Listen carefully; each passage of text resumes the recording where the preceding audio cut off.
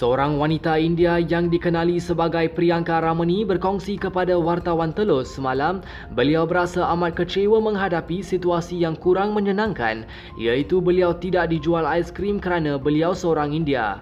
Priyanka Ramani berkata insiden itu berlaku ketika beliau bersama keluarganya berkelah ke Pantai Remis Kuala Selangor Sabtu lalu sempena cuti perayaan Tahun Baru Cina. Katanya penjual aiskrim itu turut memaparkan laporan polis di motosikal aiskrimnya yang menyatakan sekumpulan lelaki India mabuk mengganggu dan mengambil aiskrimnya tanpa membayar, di mana ia menjadi satu trauma kepada penjual berkenaan untuk menjual beli dengan orang India.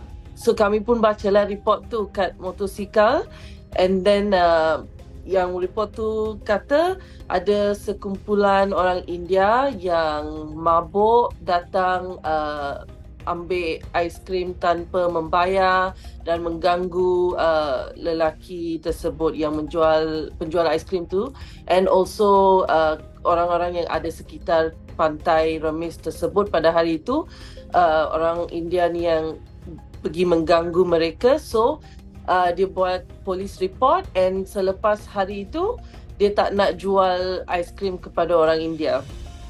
So bila makcik saya dia pulang mana tempat kita berkelah tu tanpa aiskrim, so kita ibu bapa saya semua tanya kenapa tak beli aiskrim, and then dia bagi tahu yang dia tak jual kepada orang India. So saya pun terkejut, saya pergi, saya tanya penjual aiskrim tu, kenapa diorang kanak-kanak je kan, bolehlah jual aiskrim, diorang nak makan aiskrim. Dia memang sampai akhir dia tak jual aiskrim tu kat kita. Saya tak pernah menghadapi situasi macam ini. So bila ia terjadi kepada saya sebagai seorang India, memang sangat mengecewakan. Saya memang sangat sedih, dan bukan itu sahaja, saya tak tahu macam mana nak jelaskan situasi ni kepada kanak-kanak tu.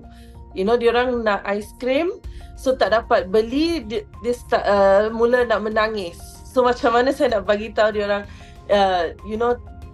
uncle ini tak nak jual kepada orang India, diorang tak faham. Priyanka Ramani turut berkata melihat situasi itu, seorang lelaki Melayu membeli aiskrim berkenaan kepada kanak-kanak tersebut dan memecahkan stereotip yang sedia ada, dan beliau berasa amat terharu dengan kelakuan lelaki Melayu itu yang sudi belikan aiskrim untuk anak buahnya yang masih kecil. Susulan itu tular di media sosial baru-baru ini.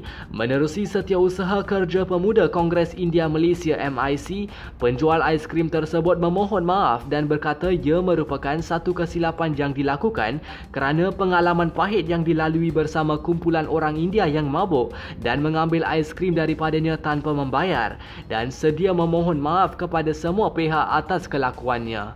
Betul-betul saya minta maaf kakak. Sorry kakak, jangan marah ya saya. Aku nak minta tolong sama kakak yang isu ni jangan panjangkan, kasih pendekkan kak. Saya perlulah minta maaf. Kalau akan nak datang jumpa saya, akan datang jumpa saya. Saya betul-betul minta maaf, akan datang macam biasa, datang beli aiskrim. Sementara itu, tinjauan Telus di media sosial dapati rata-rata netizen memuji tindakan lelaki Melayu berkenaan yang bertindak membeli aiskrim untuk kanak-kanak tersebut, dan ada juga yang lontarkan komen disebabkan segelintir masyarakat daripada kalangan orang India yang tidak bertanggungjawab padanya kepada seluruh masyarakat India di Malaysia. Bukan itu sahaja, ada juga yang komen untuk memecahkan stereotip seperti ini dalam kalangan masyarakat majmuk di negara ini untuk terus hidup aman dan damai.